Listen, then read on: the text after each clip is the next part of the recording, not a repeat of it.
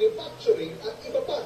Uy, Sabi galing ng ah. Hungarian Embassy sa pagunita ng Philippine-Hungarian Friendship Week, isa ang Pilipinas sa 3 bansa sa mundo na pinapayagan nilang magpasok ng mga manggagawa sa kanilang bansa. Uy, ready na. Really close the borders. We realize that solid partners.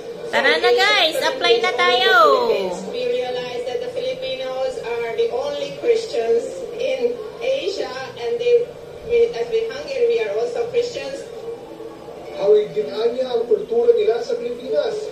Kaya kung ma-homesick man, malamang madali umunong makaka-adjust ang mga Pilipino. They felt themselves really good in Hungary, so we are confident in that their some of them second terms contract is already approved. What we're doing is facilitating safe, ethical, and transparent labor mobility as Ambassador Tita Arat mentioned. na! So we're making sure that